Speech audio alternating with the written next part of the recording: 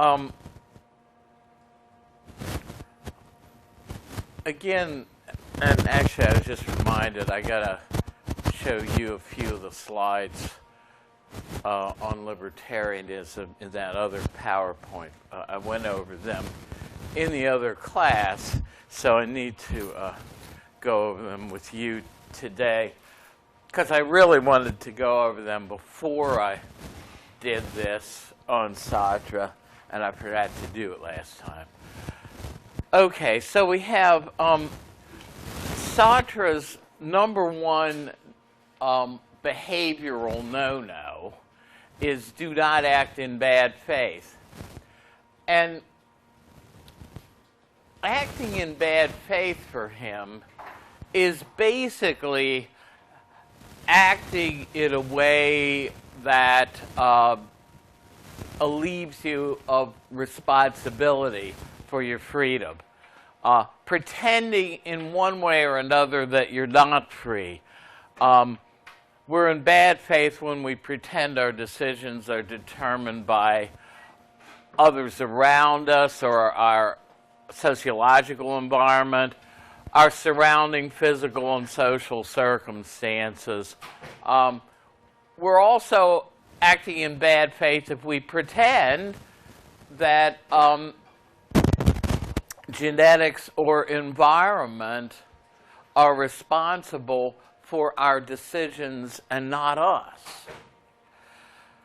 So we're also acting in bad faith if we pretend that our decisions are constrained by an already existing morality. For Sartre, there is no already existing morality that's objectively true in the way that there would have been for somebody like Plato. So acting in bad faith means as a free being, you pretend that you're not a free being. And as I said, these continental philosophers, philosophy on the continent of Europe developed very differently after Immanuel Kant than it did in Great Britain and the United States. They love to multiply terminology. And so Sartre talks about two kinds of existence. There is the être en soi, being in itself. That's the existence status of things, inanimate objects like rocks and trees. These, he says, are determined and do obey the laws of nature. Okay? Now, if we look above that, he says human beings' existence status is totally different. Rather than being in itself, we are being for itself. That is, we can make free decisions where we want to go. We're not constrained in our decisions by the laws of nature like people like Laplace and de Holbach held. So this is for him then the totally free existence status of human beings. Now, I also use this same article to illustrate Sartre's ethics. We're going to look over this, but we're not focusing on that.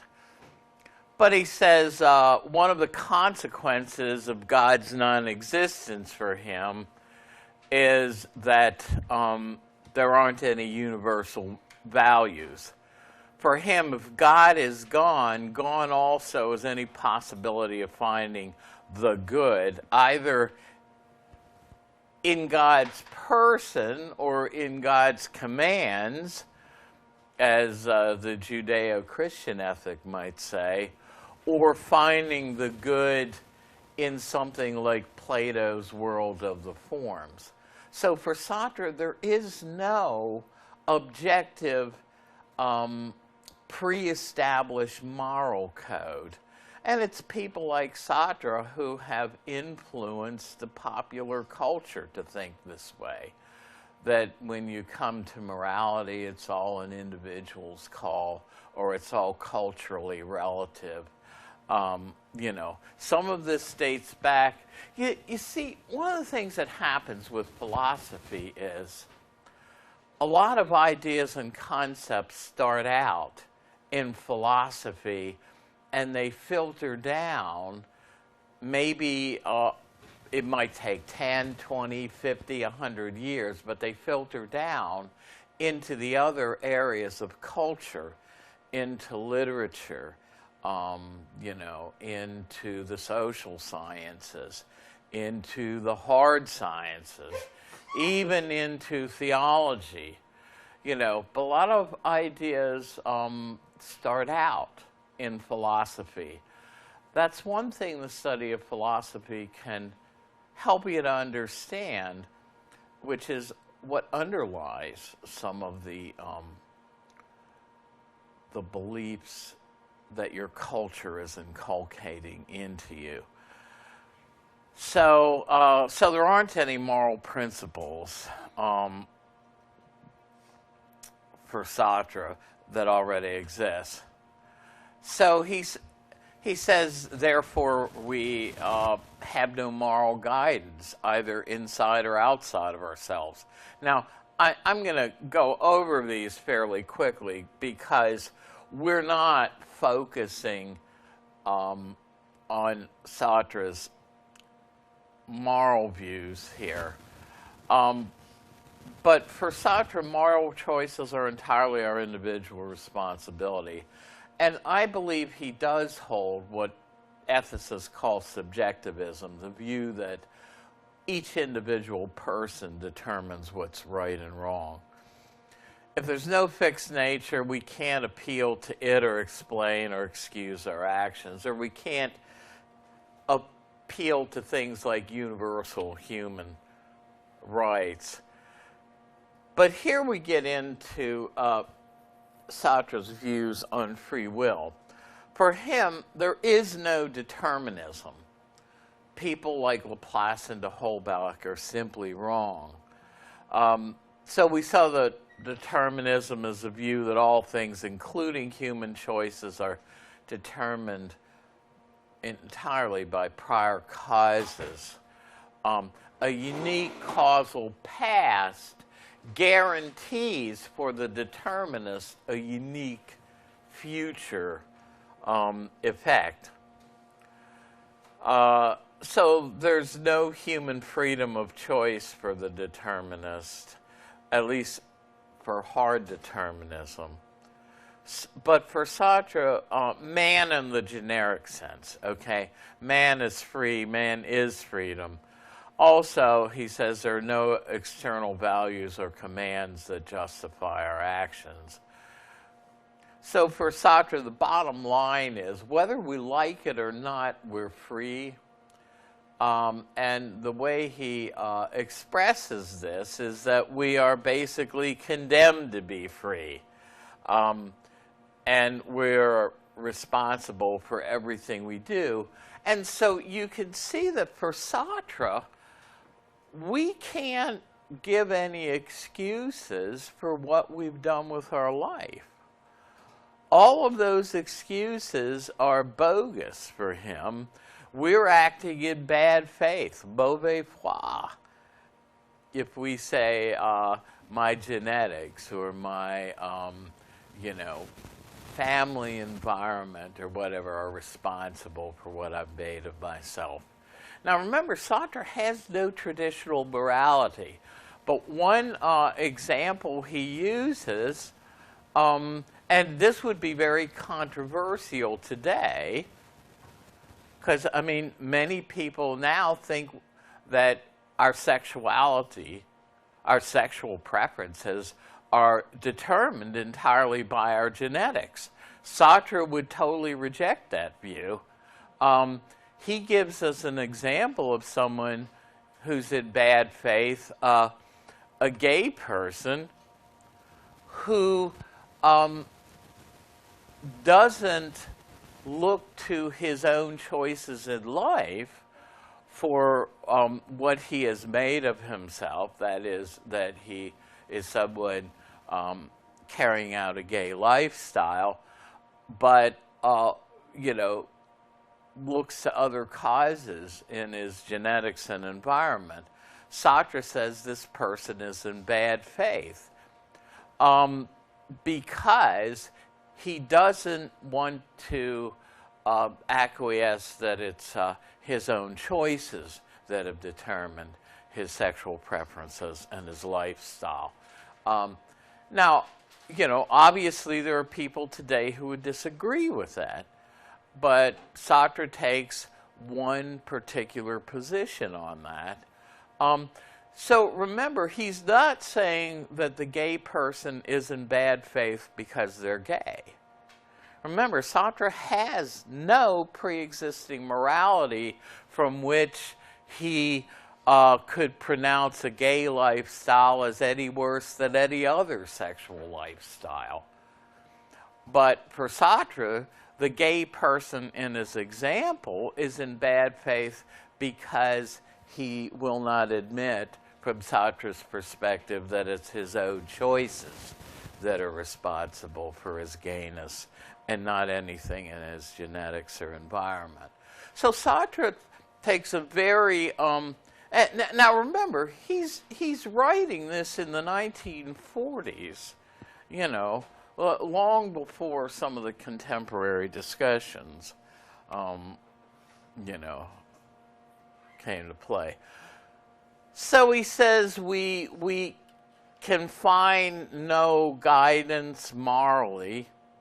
We have to choose our way, and we're condemned to be responsible for inventing ourselves, for making our own nature. And we can't look for a sign for what we ought to do. They aren't there. Sartre, remember, is writing right after World War II, and he gives an example of a student who came to him. And remember, this is in Nazi-occupied France during World War II. The student comes to Sartre and says, "What should I do? What's my moral obligation? I have 2 courses ahead of me." His father was ostracized because he had been a Nazi collaborator, so he was not in the picture and not in the home. His mother, basically, he was the only thing his mother had left, right, in terms of close relatives. So the student's choice was, what's my moral obligation here? Should I stay at home and take care of the needs of my mother now because she doesn't have anybody else? Or should I look to the needs of my country as being more important than the needs of my individual mother, and go and try to escape France, flee to England, hook up with the Free French forces, and come back when they invade France to liberate it from the Nazis? Sartre, what ought I to do? And basically, Sartre says there's no moral guidance from you anywhere, not even in me as an advisor. Choose. You choose, and basically what he's saying is, you make a course of action right by choosing it, but it's not antecedently right.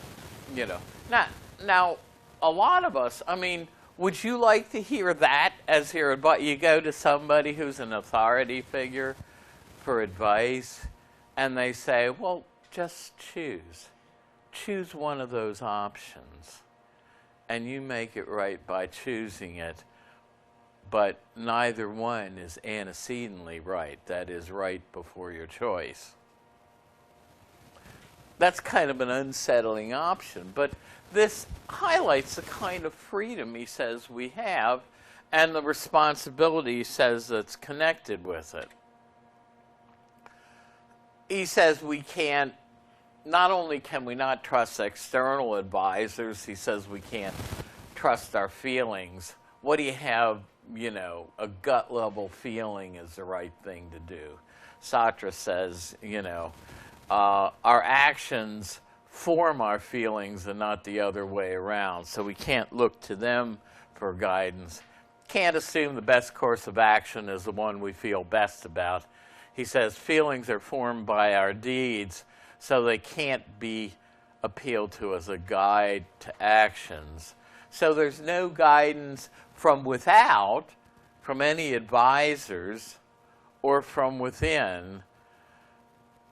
He says from an advisor, suppose, remember, France is basically historically a Roman Catholic country.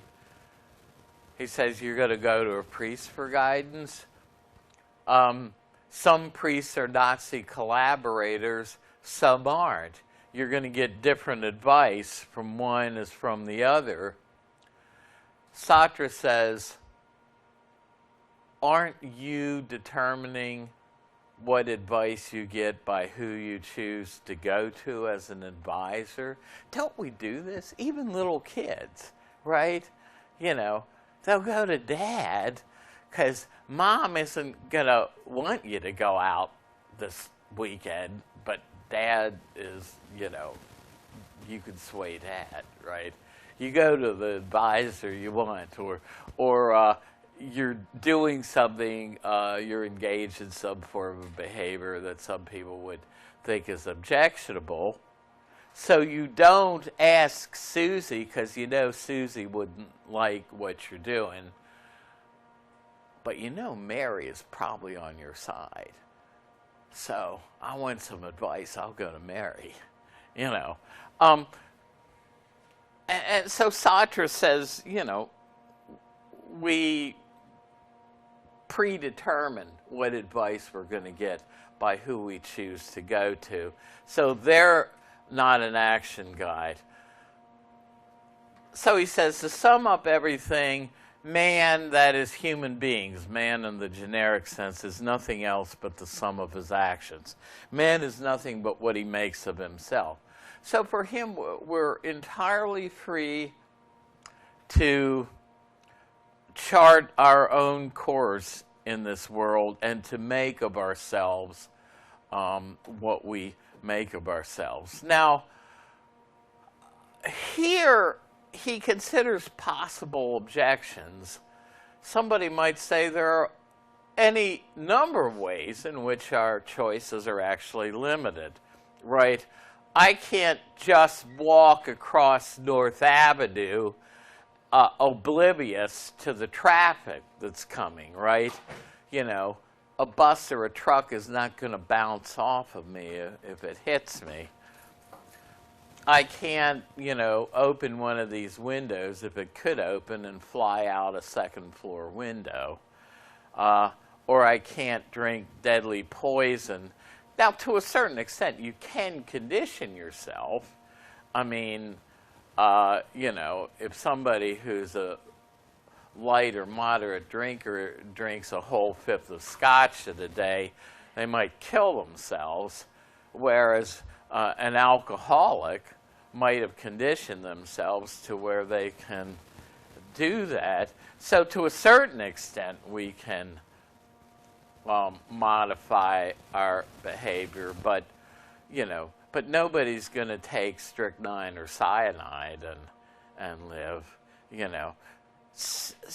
Now, Sartre knows this, and he talks about this being, this is another made-up word, our facticity, right? Sartre agrees that we have these limitations and calls them our facticity.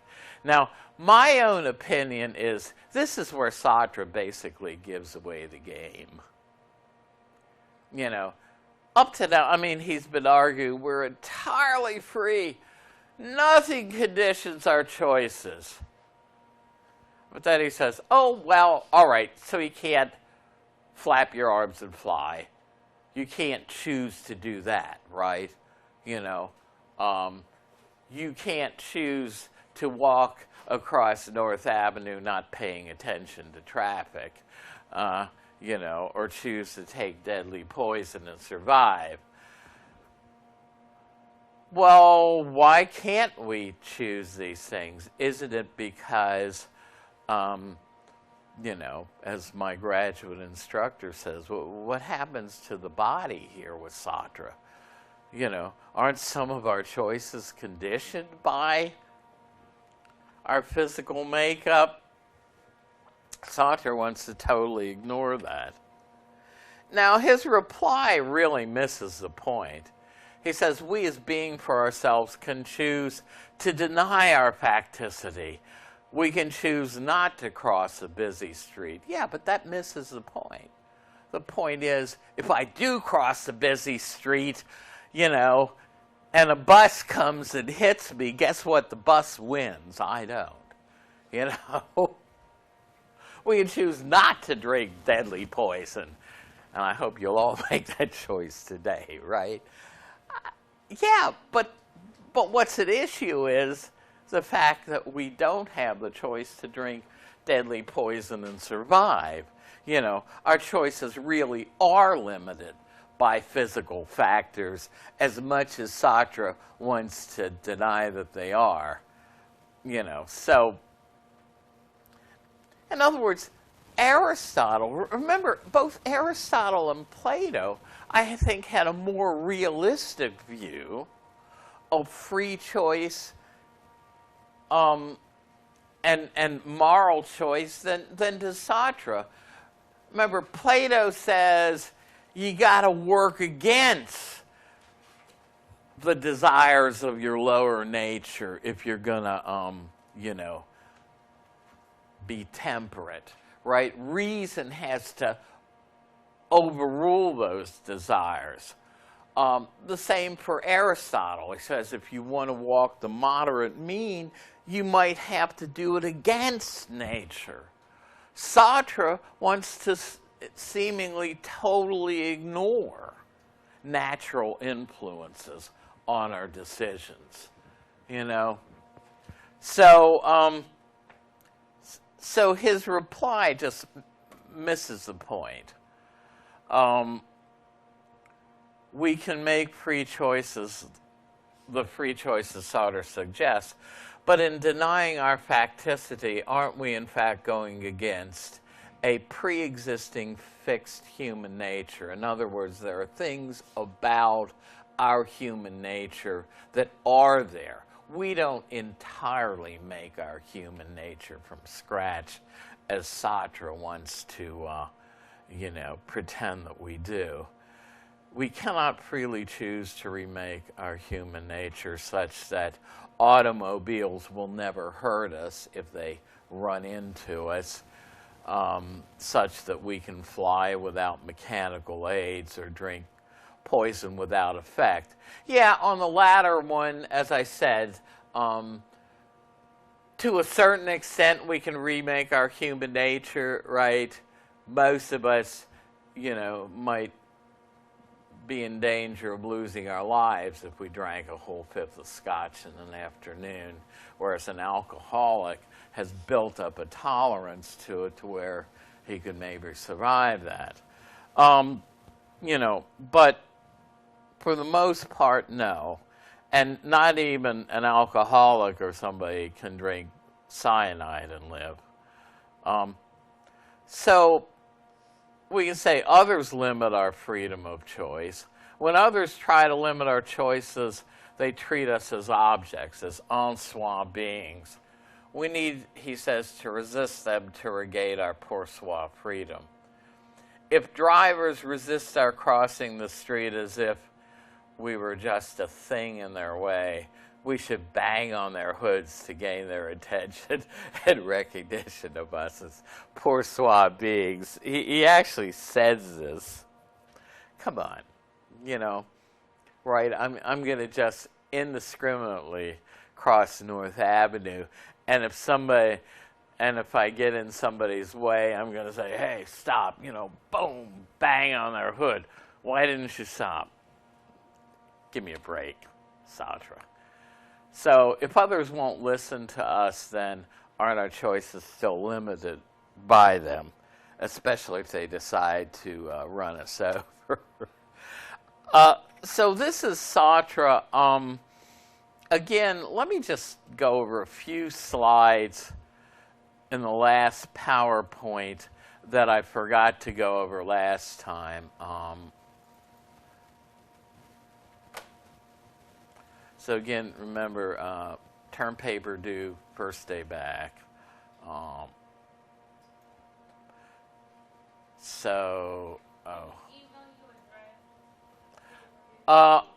will look at a draft. Now, I don't want you to email me the final copy. I want a paper copy to grade. But yeah, if I told my Essex people this, if you want to email me, now pay attention to what I'm saying. Remember, I do not have Coppin's email linked to my phone, and I'm not going to do it. I get 25 emails a day in Coppin's email because people in this university go nuts with broadcast emails. They have a discussion going with half a dozen faculty members, and they broadcast it to everybody. Who cares about your little discussion? That doggone phone would be ringing off the hook if I... So what I said is, I've given you my Gmail. It's just vmorowski 001, vmorowski001 at gmail.com. It's in the syllabus. Use that. In other words, okay, we want to be in accord with the syllabus. They want you to use Coppin's email for official stuff. So send me something in Coppin's email to comply with that, but also CC something to that vmorowski001 at Gmail, because I'll get an immediate notice that email has come in, and I'll look at it, because I may not be checking Coppin every day during the break, but I'd be happy. That's part of my job, to look over a draft and make some suggestions.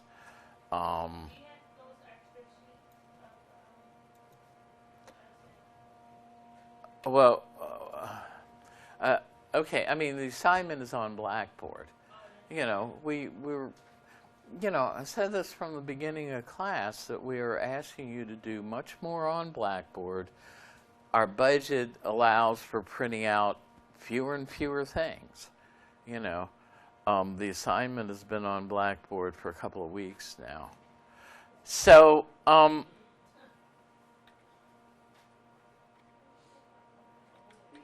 we're talking about, okay, metaphysical libertarianism is different from political libertarianism. All right, political libertarianism, it has its own definition. It's basically the political view that the government that governs best governs least, that we want less government interference in our own lives and less government constraints on our own personal liberties. That's libertarianism.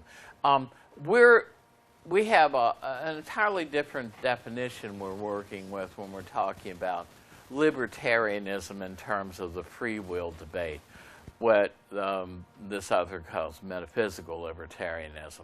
It's a claim that physical determinism is false. In other words, for the libertarian, and not for the soft or hard determinist, all things being equal, all prior causes being the same, I can choose differently than I did, because my choice is not entirely determined by prior causes. But metaphysical libertarianism is not political libertarianism, and he shouldn't have the same thing on both. One should say political. He's trying to say they're not identical, and they're not. Okay, so the argument for libertarianism, each of us is immediately aware of having free will, therefore we have free will.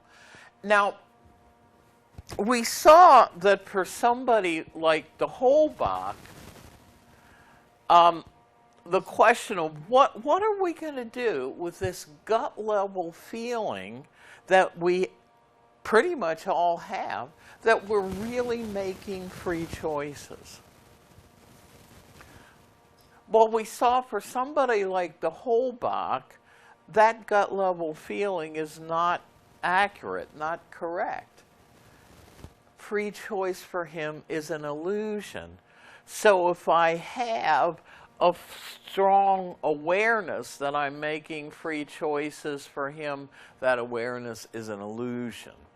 So that's what he does with this subjective feeling that our choices are free. He claims it's only an illusion.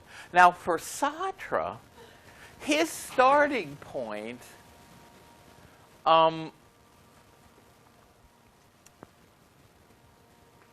another good made-up existentialist word. Sartre says, my starting point is subjectivity, my own inner experience. That's the starting point, he says, of my whole philosophy. And he says it's the same starting point that Descartes had. We saw Descartes looks at his own existence before anything else.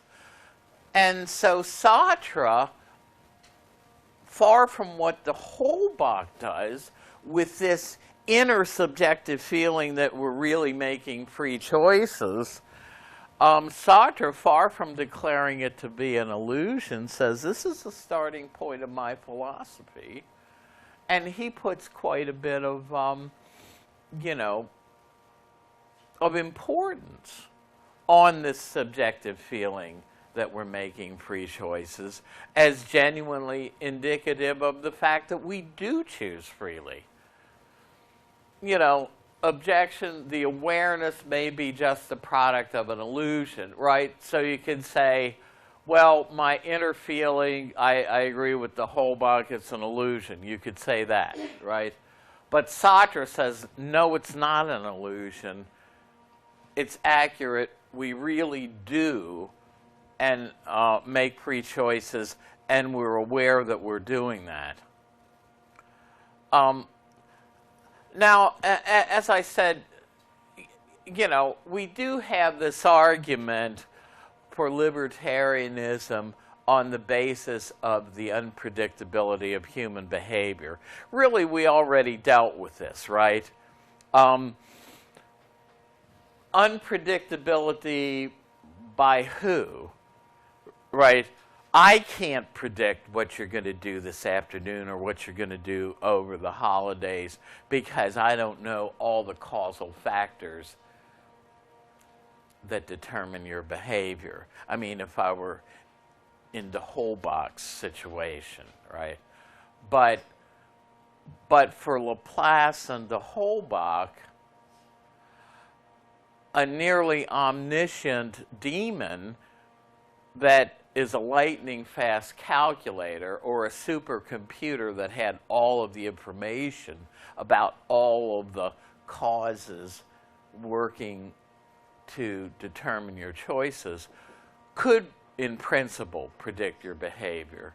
So just from the unpredictability, in other words, you can look at it two ways.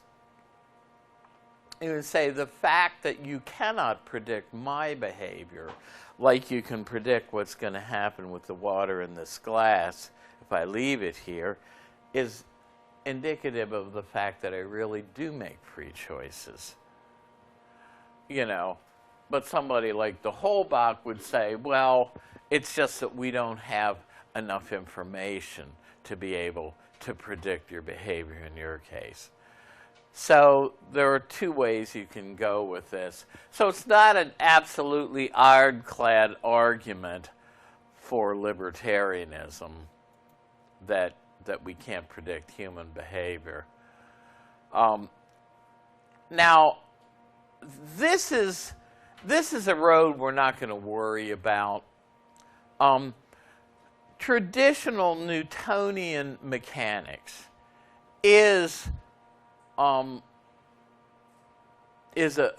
worldview, a view of how scientific laws govern the nature, and it's deterministic. There's no room, I mean, the laws are going to always work the way they work. And, but modern physics does leave the door open for what is called indeterminism. If we look at the behavior of things at the subatomic level, they're not deterministic. The movement of electrons is not entirely predictable. This is the Heisenberg indeterminacy principle. Einstein disagreed with Heisenberg. Einstein says God doesn't play dice with the universe. Ultimately, the laws of the universe are not probabilistic, whereas most modern physicists agree. But the point is, this is a dead end. This is called indeterminism. We're not going to spend time on it. I'm not going to ask you questions about it. But think about it. What we want when we're talking about freedom of choice is not random behavior. We're not responsible for random behavior. We want choices that we initiate freely. Think about it this way. If I were to slug one of you in the mouth, I would have a lawsuit, I'd lose my job, and you would also say I did something immoral, right? But in other words, if I freely chose to do something like that. But there's a physical malady called Tourette's syndrome where somebody has involuntary muscle movements, right? If I were somebody with Tourette's syndrome and you stood close to me and my right arm just involuntarily went up and accidentally smacked you in the mouth, you would say, well, okay, it's too bad she stood too close to him. She should have known that that might happen. He's not responsible because it was an entirely random, unpredictable event that you know, my muscles twitched and my arm went up. In other words, we don't hold people responsible for random behavior. So the indeterminacy of things at the subatomic level really doesn't have any bearing on the free will debate. Although I was looking just last week at, here's this highfalutin physicist arguing that it does.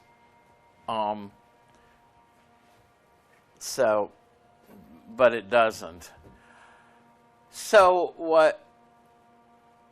at any rate, that's all I wanted to go into today. We are going to transition to utilitarianism, and I'll probably show you a video introducing it Monday, because none of us is going to want to work too hard Monday. I'm going to put a PowerPoint on utilitarianism. We're not going to get to everything at the end of the syllabus, but that's okay. That's okay. Actually, one of the things at the end of the syllabus is something we did earlier, which was Aristotle's Ethics. So we've covered most of the syllabus, which is pretty good. Anyway. So we're going to look at utilitarianism because it is an extremely important moral theory.